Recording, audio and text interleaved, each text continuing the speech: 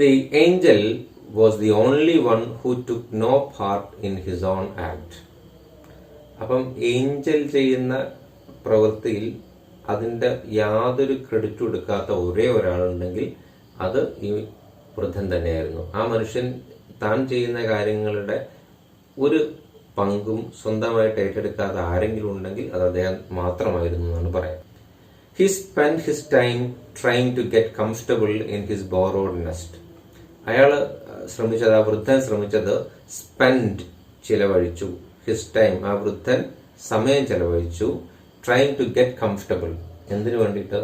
Get comfortable, comfortable ആവുക, സുഖകരമായി ഇരിക്കുക, സുഖമായിട്ടിരിക്കാൻ വേണ്ടി അയാൾ ശ്രമിച്ചു.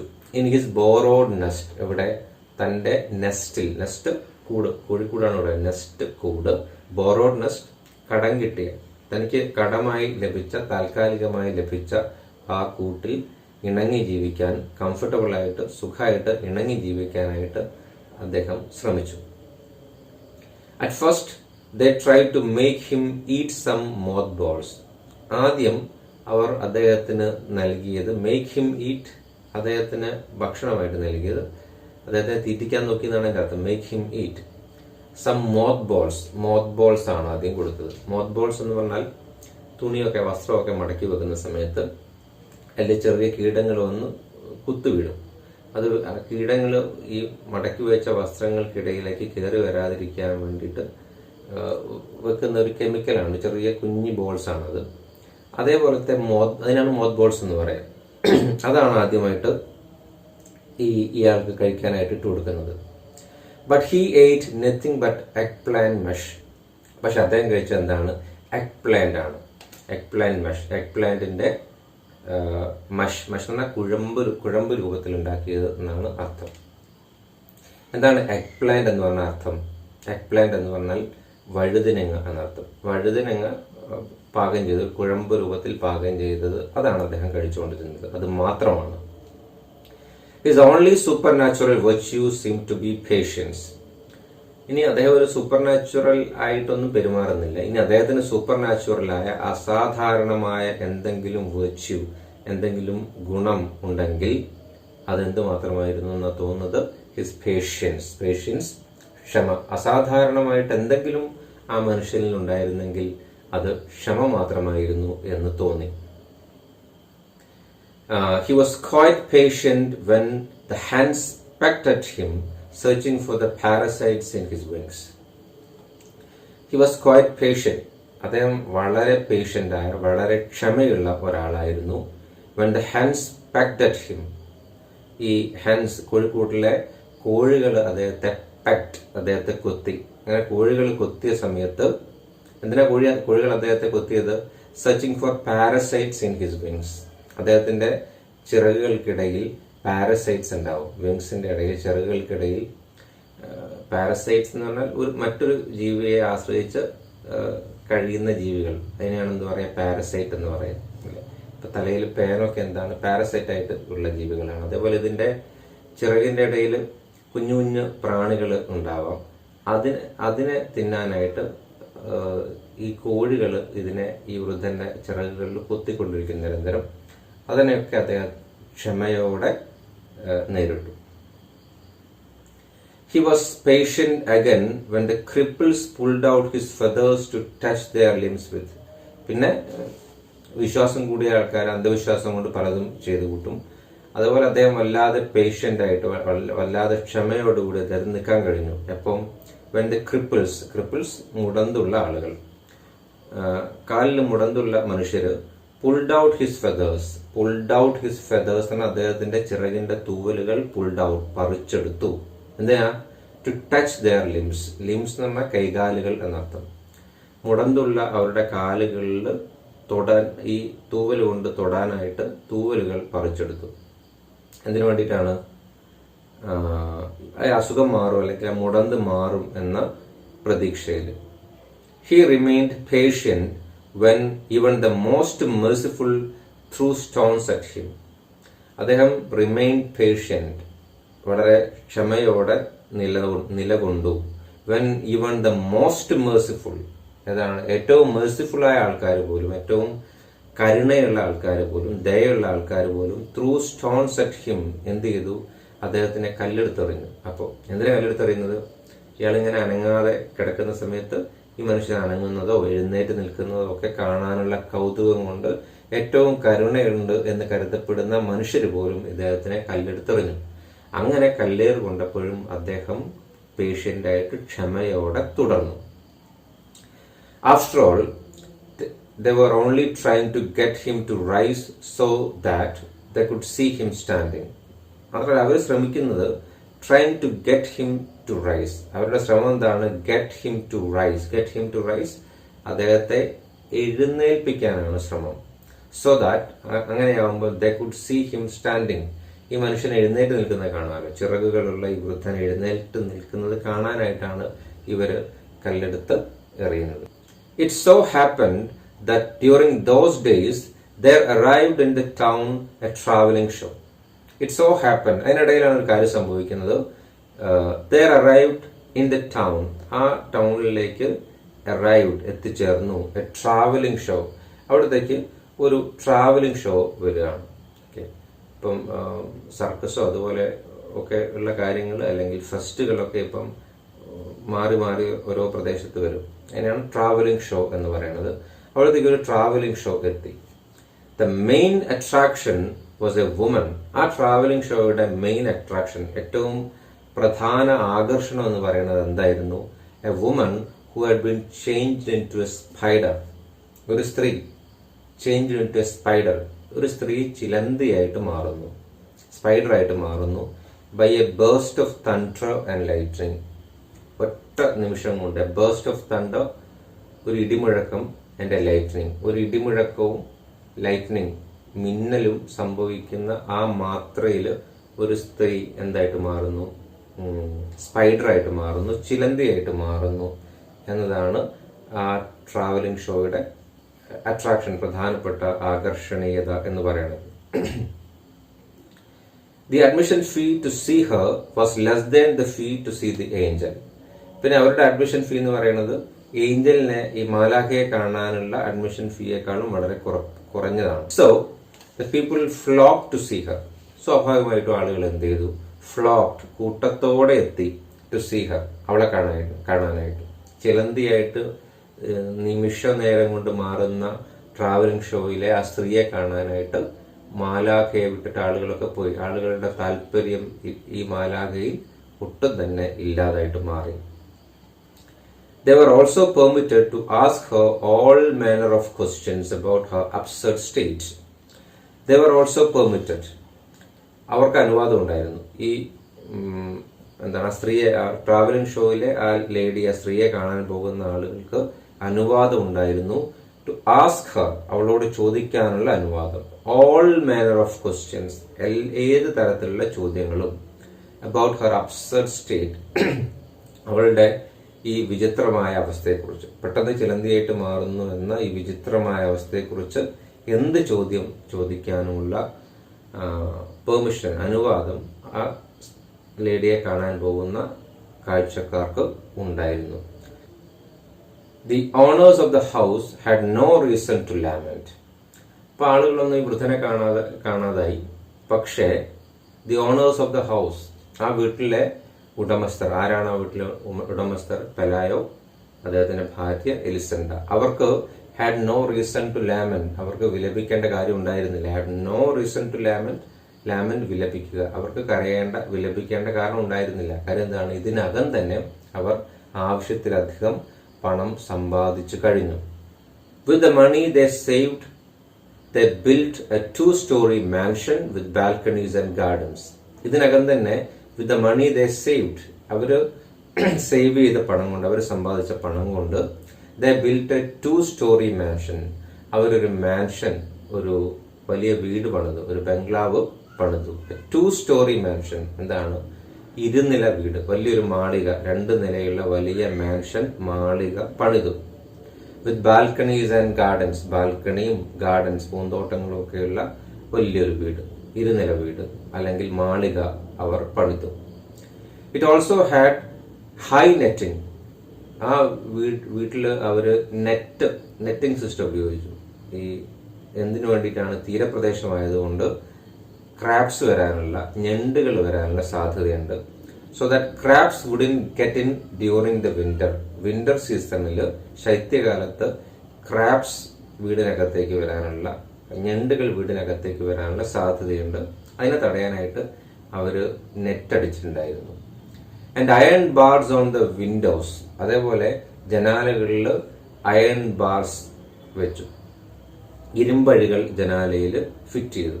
So that the angels wouldn't get in. എന്തിനാണ് ഇരുമ്പഴികൾ വെച്ചത്? മാലാഖമാർക്ക് എന്ത് ചെയ്യാൻ കഴിയില്ല. ഇതേപോലെ വൃദ്ധനായ മാലാഖയെ പോലെ വേറെയും മാലാഖമാരുണ്ടാവാം.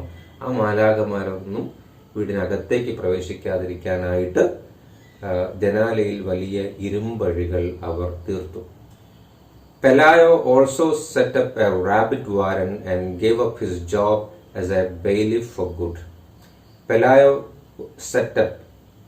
തുടങ്ങി ഒരു റാബിറ്റ് വാരൻ തുടങ്ങി, റാബിറ്റ് ഫാമിംഗ് തുടങ്ങി. ഒരു റാബിറ്റ് ഫാമിംഗ്, മുയലിന്റെ ഒരു ഫാം ഹൗസ് അദ്ദേഹം തുടങ്ങി. And gave up his job as a bailiff for good. Bailiff ആയിട്ടുള്ള അദ്ദേഹത്തിന്റെ ജോലി, കോടതിയിലെ ബെയിലിഫ് എന്ന ഉദ്യോഗസ്ഥനായിട്ടുള്ള അദ്ദേഹത്തിന്റെ ജോലി ഗേവ് അപ്പ്, ഉപേക്ഷിച്ചു. Elisenda bought some satin pumps with high heel. Elisenda എന്ത് വാങ്ങിച്ചു? Satin pumps with high heel. Pumps എന്ന് പറഞ്ഞാൽ ചപ്പൽ ആണ്. Satin pumps with high heel എന്ന് പറഞ്ഞാൽ ഹൈ ഹീലുള്ള വലിയ വില കൂടിയ ചപ്പൽ വാങ്ങിച്ചു. And many dresses of iridescent silk. Iridescent silk കൊണ്ടുള്ള വസ്ത്രങ്ങളും വാങ്ങിച്ചു. ഇറിഡസെന്റ് സിൽക്ക് എന്ന് പറഞ്ഞാൽ ആംഗിൾ മാറുമ്പം, സൂര്യപ്രകാശം മാറി മാറി പതിക്കുമ്പം വർണ്ണവ്യത്യാസം ഉണ്ടാവുന്ന തരം സിൽക്ക്, അതിനാണ് എന്ത് പറയുക? ഇറിഡസെന്റ് സിൽക്ക്. അങ്ങനെ സിൽക്ക് കൊണ്ടുള്ള വസ്ത്രങ്ങളും വാങ്ങിച്ചു.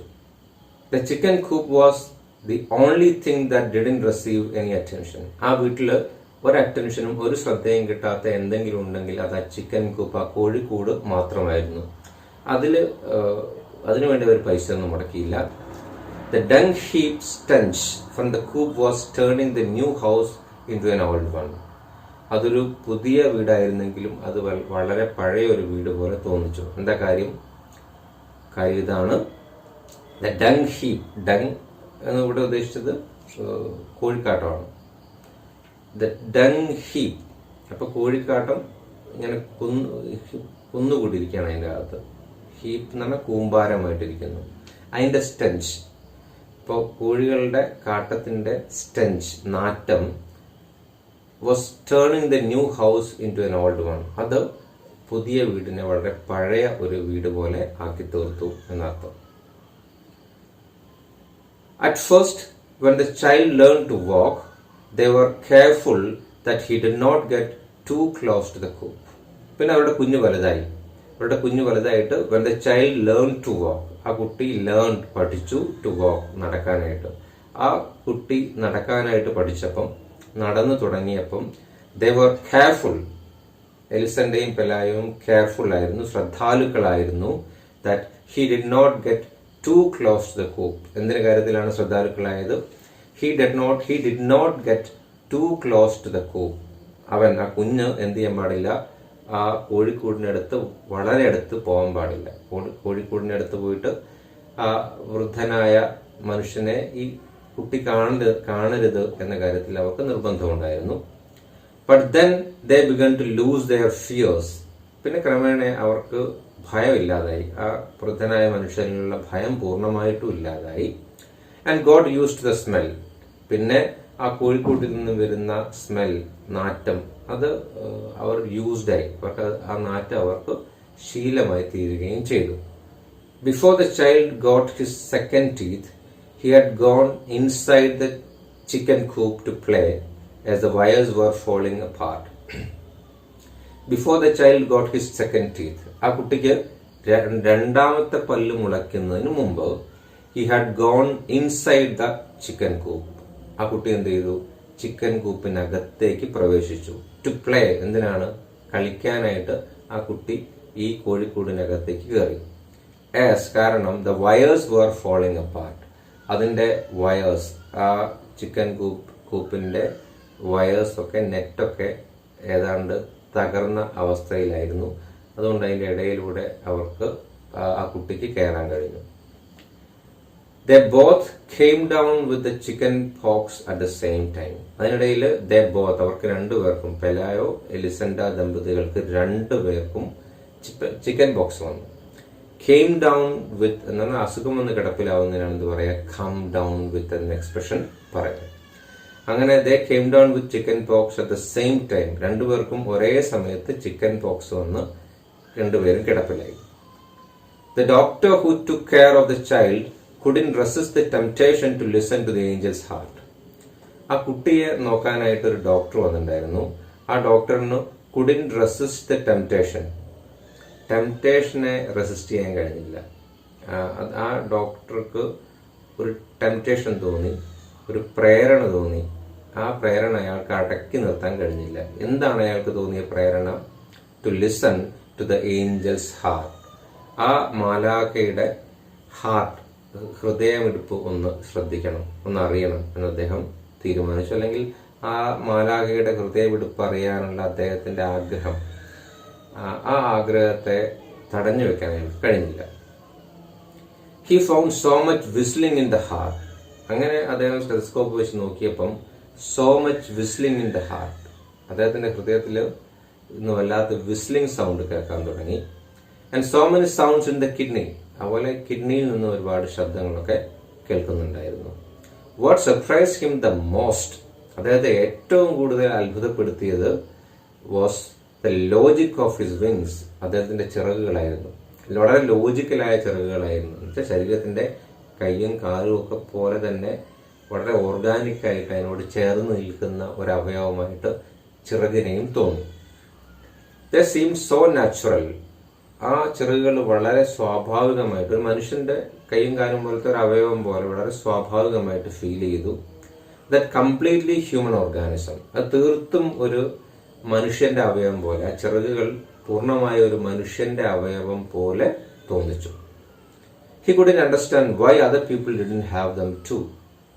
അപ്പൊ ഡോക്ടറിന് മനസ്സിലായില്ല എന്തുകൊണ്ടായിരിക്കും മറ്റുള്ള ആളുകൾക്ക് അതില്ലാതെ പോയത്. ഈ മനുഷ്യന് രണ്ട് ചിറകുകൾ ഉണ്ടെങ്കിലും അത് അദ്ദേഹത്തിന്റെ ശരീരത്തിന്റെ ഭാഗമായിട്ട് ആണ് തോന്നുന്നത്. അങ്ങനെയെങ്കിൽ എന്തുകൊണ്ട് മറ്റു മനുഷ്യർക്കൊക്കെ ഈ ചിറകുകൾ ഇല്ലാതെയായി പോയി എന്ന് ആ ഡോക്ടർ ചിന്തിച്ചു.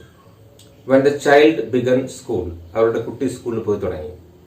The sun and rain had caused the collapse of the chicken coop. അങ്ങനെ ഈ വെയിലത്തും മഴയത്തും ഈ ചിക്കൻ കൂപ്പ്, ഈ കോഴിക്കൂട് പൂർണ്ണമായും കൊളാപ്സ്ഡ്, പൂർണ്ണമായും തകർന്നു. The angel went dragging himself about here and there like a stray dying man.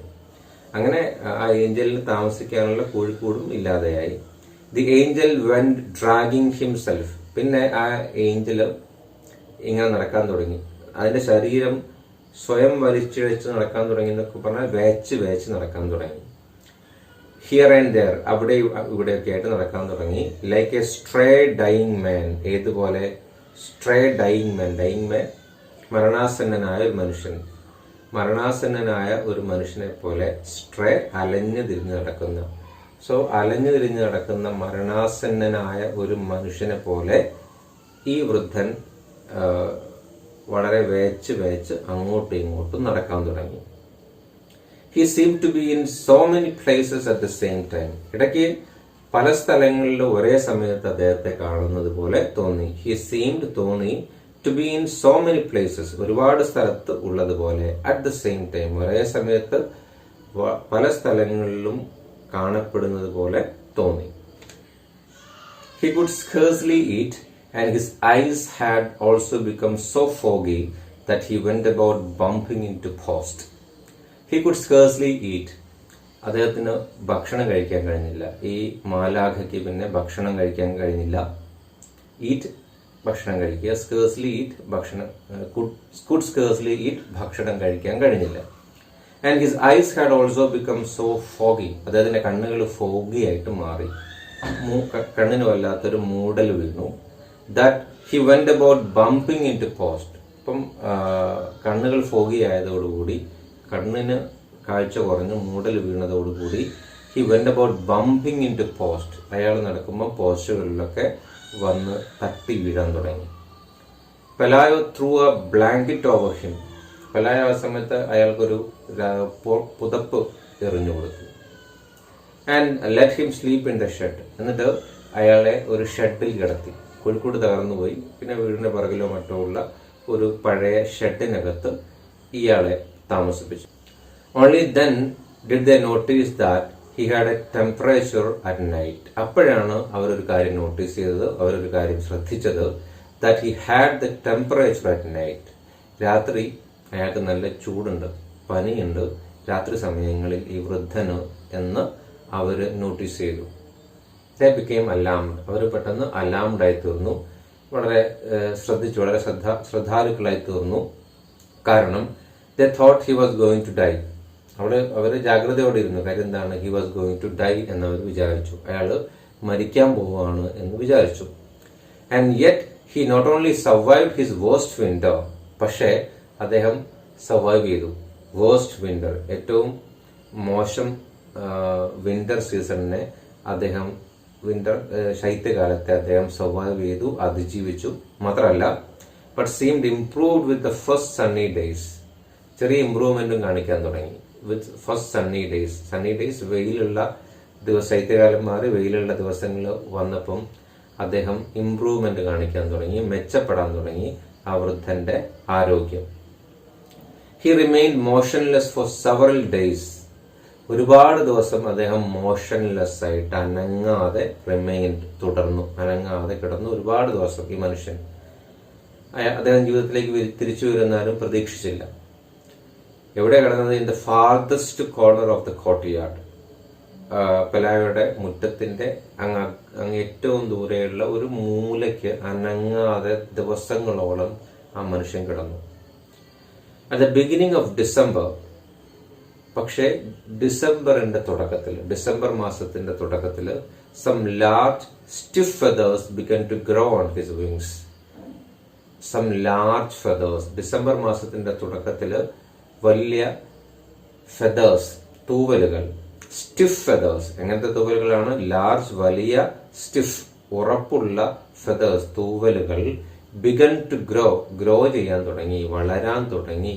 On his wings, അദ്ദേഹത്തിന്റെ ചിറകുകളിൽ പുതിയ കരുത്തുള്ള തൂവലുകൾ വളരാൻ തുടങ്ങി. ഡിസംബറിന്റെ ആദ്യത്തിൽ. They look like the feathers of a scarecrow. ഈ മനുഷ്യന്റെ ചിറകുകൾ മുളച്ച പുതിയ തൂവലുകൾ ഏതുപോലെ തോന്നി? ഒരു സ്കെയർ ക്രോയുടെ തൂവലുകൾ പോലെ തോന്നി.